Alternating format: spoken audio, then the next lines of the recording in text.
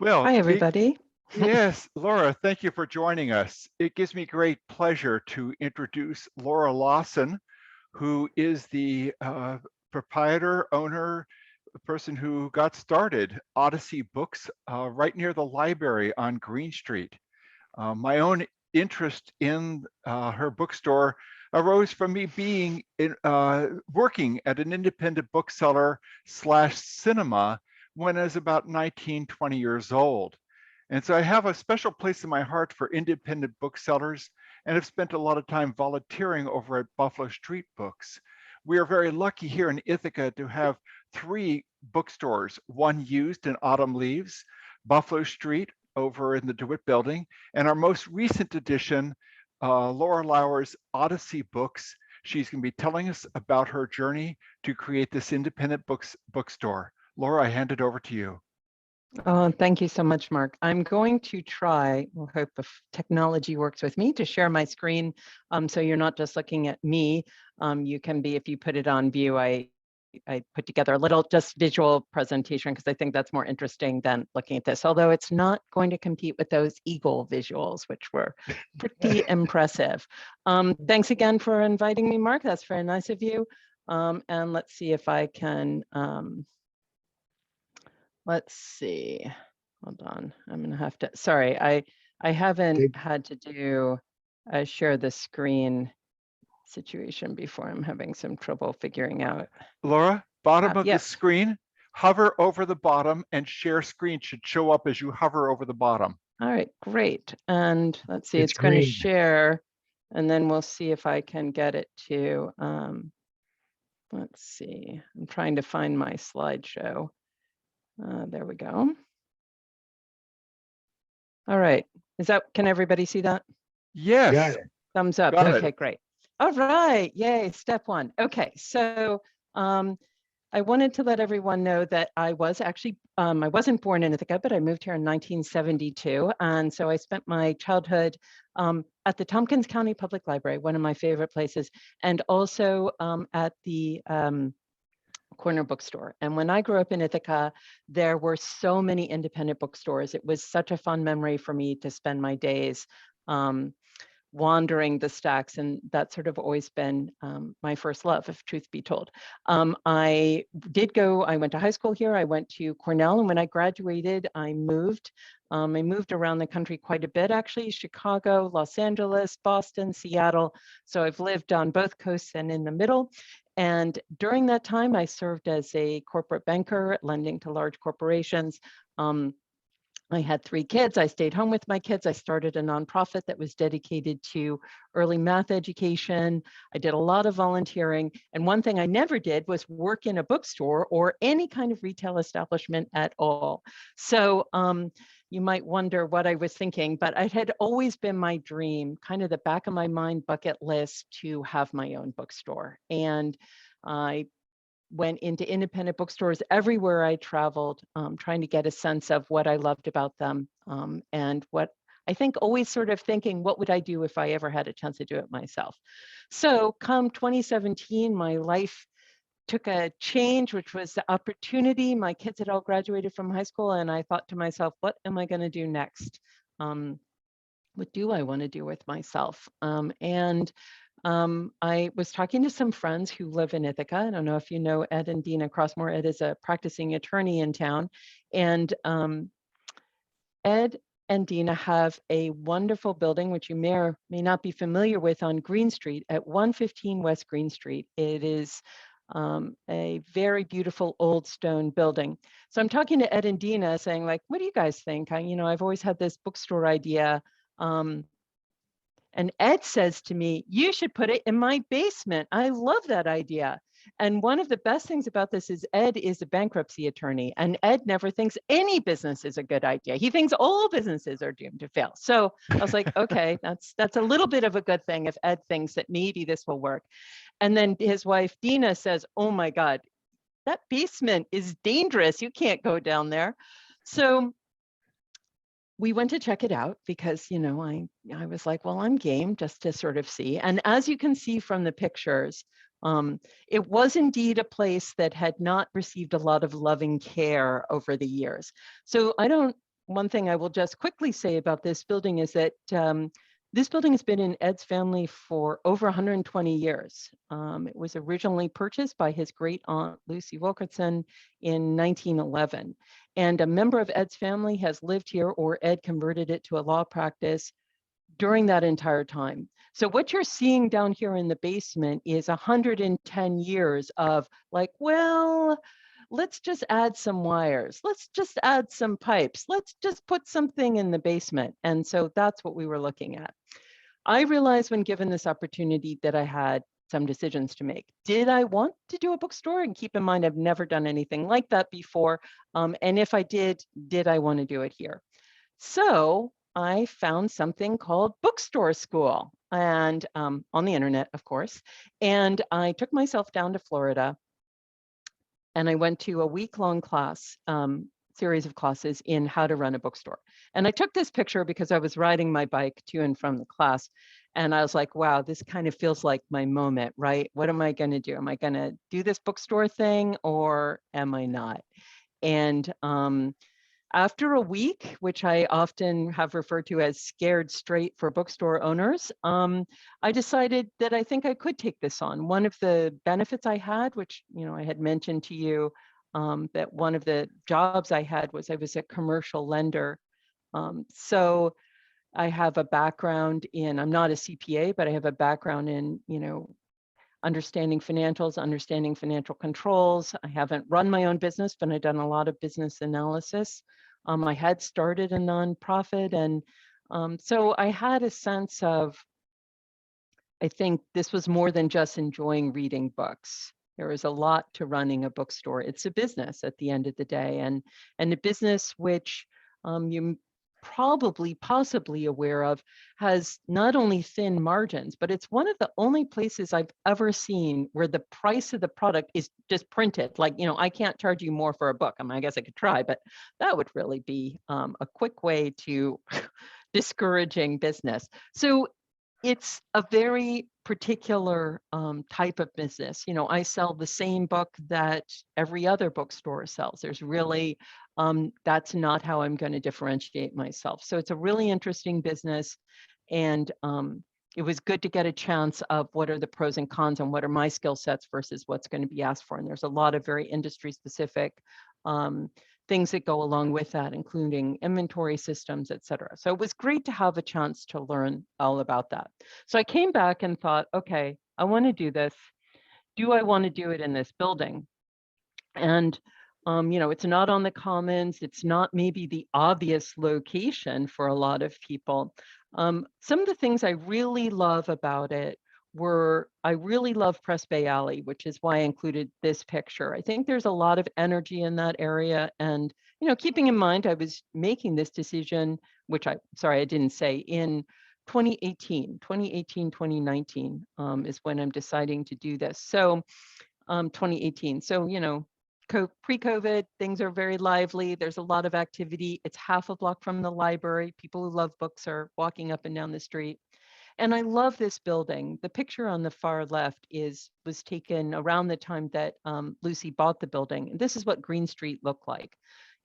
Beautiful brick street with these lovely old homes. And 115 West Green Street is really a very special place. And it's a place that Ed and Dean have taken beautiful care of, but nobody really gets to go in there. And I thought, wouldn't it be wonderful if we could do a renovation and bring people into this space, have something really special where people can really see what a beautiful building this is. And the other thing is I love Lucy's story. So Lucy Wilkinson bought this building in 1911 as a single woman who had made her own money by buying real estate up on corners, downtown corners, and selling it to gas stations. She had sort of seen that this was going to be an up and coming thing.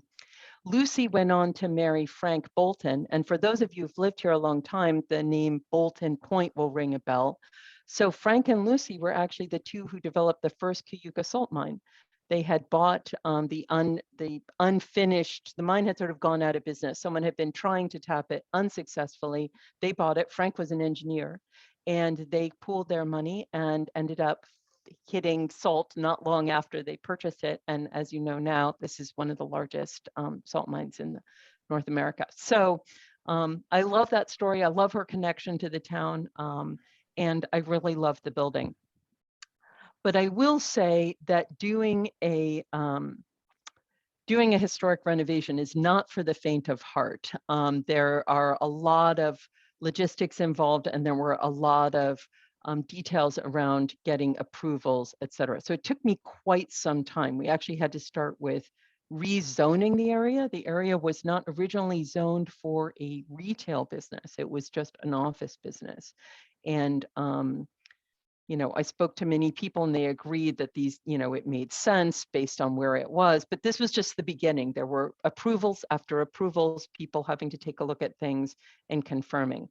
So we did finally get those approvals. And in June of 2019, I was able to start construction. And that included gutting the space. That included bringing in a steel beam to hold up the middle.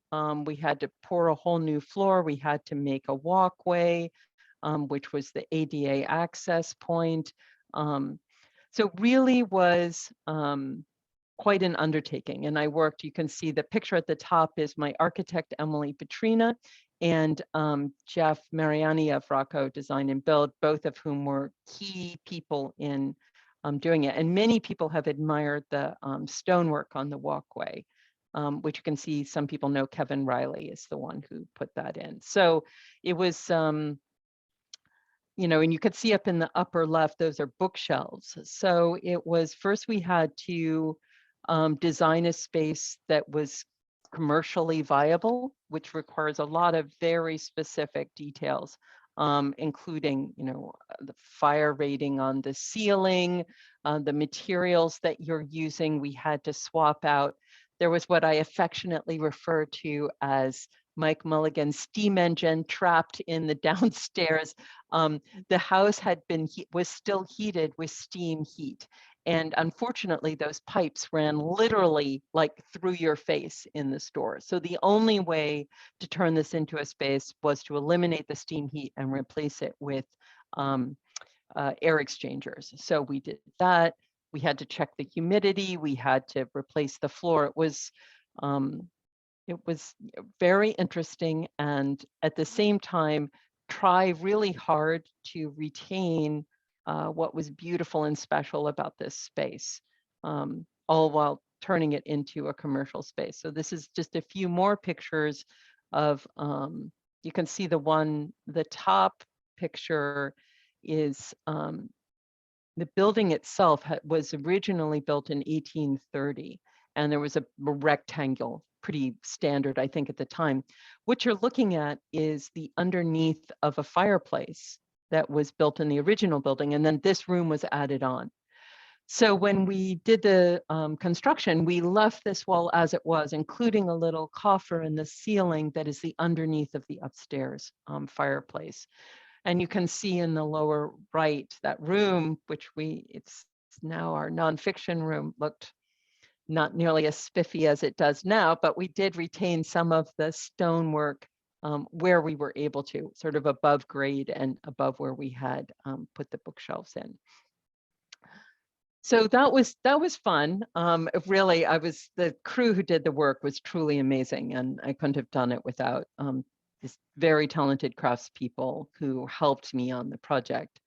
So while they were doing all of that, I was establishing the business itself, you know, setting up with the businesses in LLC, finding someone to work with me on human resources and hiring people and making sure that I had no idea all the rules and regulations around human resources and the things you have to do and the things you have to know and the way your files have to be done, making sure I had all the right insurance set up.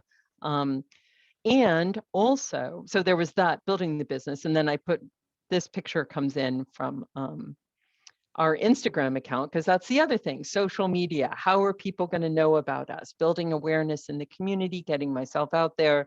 One of the first things I did was introduce myself to the chamber, and they were incredibly helpful, connecting me to other people and helping me introduce myself into the community. And also creating a logo. I never done that kind of work either. And the logo is something that's how people see you out in the community. That's how people get to know you. So those were all like so many different bits and pieces of a business that, again, coming back to the bookstore school, that have nothing to do with reading books or liking books, completely different, but true, what sort of every business is going to share. And then the really fun and crazy complicated part. This is what's called a planogram. And you can see this is the inside of the bookstore.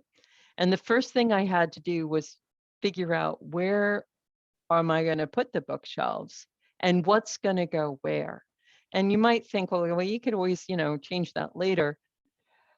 But what you have to do to open a bookstore is buy books, and you have to know how many books you want to buy, and you have to know how many of what kind of book. Like, how many cookbooks are you going to have? How many books on birds are you going to have? How many books on math, science fiction, children, you name it. And in order to do that, you have to know how much space you have. And to know how much space you have to fit in these bookshelves and then measure them. And what you see me doing here is looking at the numbers on those are what's called fixtures. So I ordered my bookshelves from a company called Franklin Fixtures, which makes a lot of bookshelves for bookstores in the United States. They're located in, I think, Tennessee. And I have the size of those, the size of the shelves, because different types of books, you have to have them deep or narrow. And deciding where I'm going to put what. My bookstore actually doesn't look like what this planogram says. It's quite a bit different. But this was me starting with, what am I going to do? Where am I going to put it? And figuring out what the flow of the store is going to be. What are you going to see when you walk in the door? Where am I going to put the checkout? And that took quite a bit of time. And then ordering the books. So to open my bookstore, I had decided I needed to start with about 6,000 books. And I've been reading my whole life. I've been keeping track of what I've been reading. I was like, I'm going to do this myself. I am picking those books one book at a time, right? Like, this is why I did this. I want these books to be my books, and I want to choose every one of them. And about 2,000 books in, I was like, oh my God, this is so hard. There's no way I'm going to be able to do this. So one of the things that the book industry offers is, there used to be two distributors to the book industry. They have publishers, which you're all familiar with, the publisher, but then there's the distributors. And we used to have two. And about the time I was doing this, it came down to one called Ingram. And if you tell Ingram how many books you want, and what percentage of those books you want in each category, which comes back to my planogram, they'll send you an opening inventory. So I started with my 2,000 books, and then they they created a file, which I edited. And that resulted in my opening inventory, which arrived on Friday, March 13th of 2020. Which might sound familiar, because on March 15th of 2020, everything shut down. But on Friday the 13th, I should have known, suspicious date, I received my 6,000 books, and my booksellers showed up. You see them here for the very first time, unpackaging books and putting books away on the bookshelves. And that was the first time we were all together. Was actually Saturday the 14th. And that was the last time we were together until June, 3 months later. And because I had sent everyone home, and some people I paid them to stay home. And I came in with my manager, my daughter, who happened to be sent home from college, and spent 3 months finishing, putting the books away. We created a website, working from home, and got ourselves up and running. We brought people in and trained them one at a time, because COVID didn't allow us to all be together in this space. And learning how to run the inventory system, learning about the inventory, taking a look at the books, deciding what did we want to keep, what didn't we want to keep, because again, this was someone else's pick. So we actually sent back probably almost 1,000 of those books by July. So we put them on the shelf, then we pulled them off again and continued to rotate them. And then on June 23rd, 2020, it all came together. Everyone was trained. We were actually one of the first businesses to open downtown again after COVID. And I've often told, so was asked at the time many times why I thought that was. And I said, we're not pivoting, we're not changing. We are trying to figure out how to open, and we're just figuring out how to open with COVID. So we brought in, I had someone make one of those screens, for the point of sale. We got cleaning policies, we all figured out how to do it, and we talked a lot about it. We put in our health protocols together. And we opened. We had signs up everywhere about social distancing, and we limited the number of people in the store. But we did it. So we opened 6 days a week, starting on June 23rd, and we have been open 6 or 7 days a week ever since. We did have to shut down for a few days, Christmas of 2020, due to someone in the store someone on staff had gotten COVID, and that had resulted, because we all worked together, in the rest of us shutting down. But that was, a small bump along the way. So here I am, almost 2 years later. I don't have any current photos, so you're going to have to come in the store and see those for yourself. So I wasn't sure what people would be most interested in, so I am most happy to entertain any questions, and I will stop sharing. Oh,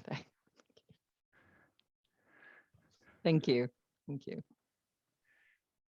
So Laura, one of the things that sets independent booksellers apart from some of the chains, what we have left of those, or worse yet, Amazon, is the sort of independent, by their very nature, you're going to get an eclectic set of books for each bookstore you go into. So like when I go on vacation, to me, the highest priority when I hit a town is there an independent bookseller? Because I want to see what they have because of the uniqueness of each one. So what is it, how do you decide what goes in your store? And to what degree do you rely upon your staff, reviews, things of that nature? Give us an idea about your process. Oh, absolutely. I couldn't agree with you more, Mark. And when people ask me about having, say more than one independent, that was a very early question I got. More than one independent bookstore. I go, well, I've been in places where there are 10 independent bookstores. It's like friends or restaurants. They each have their own unique personality. And I completely agree that really is the reason to go to an independent bookstore. So I think for me, I personally am a very omnivorous reader. I read, there is really no genre section I won't read. I read as much nonfiction as I read fiction.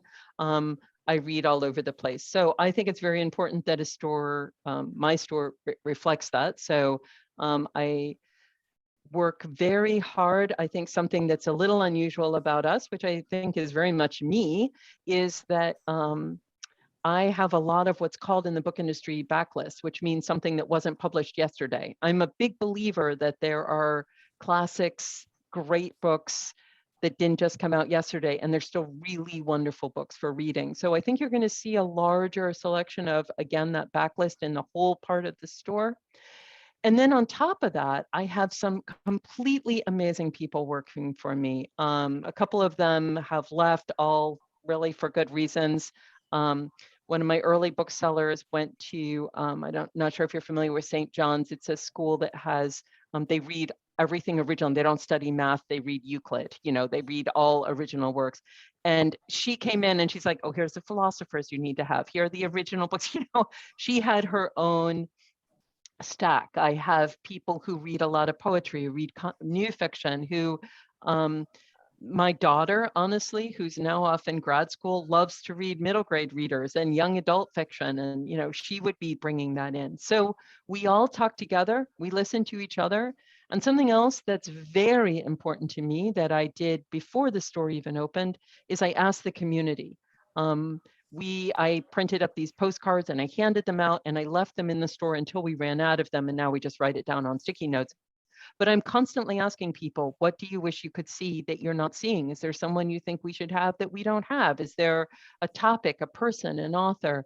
And I go, because I don't know everything and no one does. And maybe to you it's obvious, but maybe I've somehow missed that. And we have something else I've done from the beginning is called community picks, where I go into the community and I ask people who aren't affiliated with the bookstore to do a sort of their version of a staff pick shelf.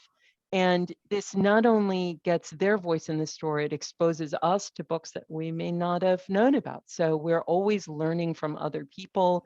And then we ourselves, all of us, everyone who works in the store does their own research. And then we share that with each other. This is what I'm seeing, this is what I'm hearing.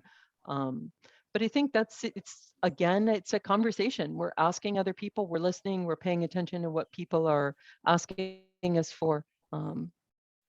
So I don't know, I hope that answers your question. Yeah, Mike. that's great answer. Okay, leave it open for somebody else now. Hello, my name is Frank Moon, and I recently discovered your wonderful bookstore. Oh. And the reason I discovered it, I was going to go into Autumn Leaves, and it wasn't open until 11:30, and it was 11 o'clock. And then I ran into an old neighbor who said, "Oh, try the Odyssey down the street." Yay! And my wife and I, we went, I think we bought about 8 books. So that was a good sign. And I think you even had Murakami, which is one of my favorite authors. Oh yes, we have everything by Murakami. Yes, flies off the shelf. But if I could plead for one thing is finding books that us old guys can read, because I discovered a few years ago that, I don't know, it's like 2/3 or 3/4 of all sales of fiction sales is by women, and we're a contributor to Buffalo Books. And I remember at Christmas time trying to buy books, and 7 out of the 10 new books were by women authors and about subjects that my wife would be interested. And so, and coupled with the fact that only 40% of the college age now students are men. So does this mean that there's going to be fewer and fewer books for men to read? So I don't think so. You have to come in when I'm there. We'll have no trouble. I've got lots of things I can say. I was happily surprised. So I was happily surprised. Yeah. So good. I was going to say, I don't think that's the case. You know what? Something that's really important to me, Frank, that I talk to a lot of people about is, to me, including more voices isn't about taking anyone out. It's about adding. It's about adding to all this wonderful, I just sold John Cheever's collection of short stories not that long ago. I'm like, this is an amazing book. Like, he's an amazing short story writer. It's about adding. It's about bringing more people in. So I'm very happy to hear that you could find something. And it's one reason why we only sell one of anything.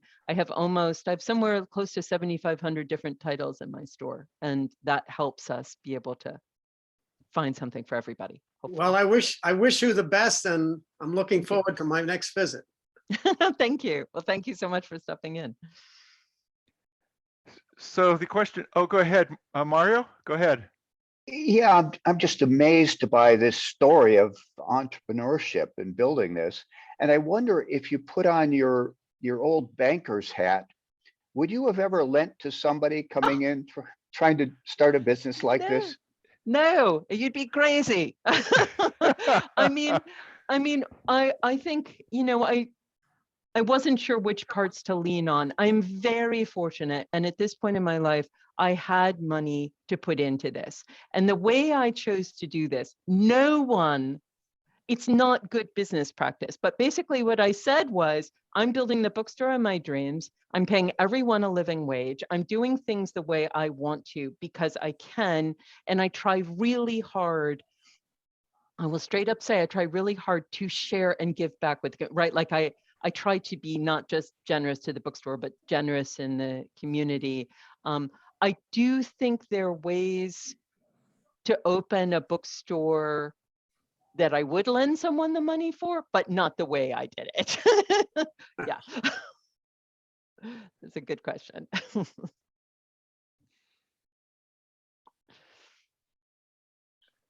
Peter. Hi, Laura, I just wanted to commend you on, I think, a spectacular success with the store. I would urge everybody to visit there. It is a physically beautiful space. As she mentioned, the way the books are curated is unlike any store that I've ever seen. Excuse me. You know, you mentioned the short stories of Cheever. That's a book that was published in the 1950s, I think. Is not going to be on the bookshelf of any bookstore that I can think of, other than yours. I love it really that is a great store. The other thing, you know, not only did you have the terrible bad luck of timing with COVID and having to close the store, but a lot of the revenue and the public relations that a small bookstore relies upon is being able to have events of various kinds with local authors and that kind of thing. And all that was off the table for every bookstore in the country, in the world indeed, for quite a long time. And being able to weather that was quite an accomplishment. I really tip my hat to you. Thank you. That's very kind of you. In fact, one of the greatest challenges for me is I do have about I love books, but I'm also love data, you know, and this bookstore, I may have, you know, put a lot into it, but it needs to float its own boat, if you will. But it's very hard to feel confident in the metrics and the data I'm getting back. You know, how do you know you're doing a good job when the whole world is shut down and you're a brand new business? So I think it's very important to me to constantly be listening to people. Are we doing it right? Are we showing up the way that people want us to? Do we have a product that people, and the product, by the way, isn't the book itself to me, it's the experience of coming in the store. You know, as Frank and all of you, thank you, Peter, as well. Like, do you feel when you come in that it's, I like being here. I found something I was looking for. I enjoyed talking to that person. Like that whole thing, that's what I have to make sure I'm doing well. And I constantly have to be checking in with people to see and trying to get the word out at the same time. So what's the greatest challenge that you have, sort of continual challenge that comes up with this bookstore business? And is it the challenge that they warned you about when you went to that 1-week school in Florida? You know, I think the greatest challenge is probably one that if they could have said, they would have said, but they wouldn't have been thinking COVID. And that's being flexible. That's not, it's knowing what to stick with. You know, like what are the things I'm not going to compromise? And what are the things where you need to be flexible, where you need to figure it out and you need to do it differently. You know, I'm not doing in-person events. Great. What else am I doing? I can't open my store to the public. Okay, great. How can I get people books? I mean, I literally, in COVID, we would even deliver people's books to their doorstep. You know, I mean, how can I get out there if I'm not having regular forms of advertising and awareness? What can I do differently? How can I get the word out? So being willing to be mentally flexible and constantly sort of say like, oh, that wasn't how I thought it was going to be, but oh, well, like, okay, great. Well, how are we going to do it anyway? Like opening, you know, like, okay, I'm like, well, we're going to open. So how do we do that? You know, here's the constraints. How do we make that work? What are we going to be doing? And I think for me, that's always the like constantly trying to figure that out. And that is presented in different ways in different places. I honestly thought when I first opened, a lot of bookstores you'll see right now have something called sidelines. And that's where they sell things, you know, other than books, whatever that might be. And I thought I was going to have all these sideline things, you know, you see like whatever that might be. And then we didn't, just because it was COVID and we were too busy and we were just trying to figure out how to like get our act together. And people were like, I love that your bookstore doesn't have all that other stuff. I love that your bookstore is just a bookstore. And so I was like, okay, I think we're just going to be a bookstore. So that's very anti kind of the way they said you would need to do things, you know, when I was doing it. So, but I like experimenting. I like seeing how to make things work. I like trying different stuff. So that's what we're trying for now and seeing how it goes. Oops, you're muted, Mark. But I can tell, I can see your lips are moving. Yes, great answer. Thank you. Should I bring my 2 grandchildren to you next week? Yes, you should. Their ages. 5 and 9 can pick their own books. We have, I'm very proud of our children's section. I think it's really great. I had a little girl come in the other day and she's like, no, I don't want to leave. This is my favorite place ever, which pretty much makes my day. So we would love that. Laura, you've made our day. I'd like everybody to unmute and give her a big hand for Entrepreneur of the Region. Thank you. It's very, very kind of you. Thank you so much for inviting me to join you and to speak. I truly appreciate it. Thank you for letting me do this, and thank you for your kind words as well. They, you know, it's not always easy on this road, so I appreciate the votes of confidence. Thank you so much, and thank you, Mark, for inviting me to join you here today. I really appreciate it. You're welcome. Thank you so much. Take care, everybody. Have a great rest of the day. Thank you again. Bye. Bye-bye. Bye.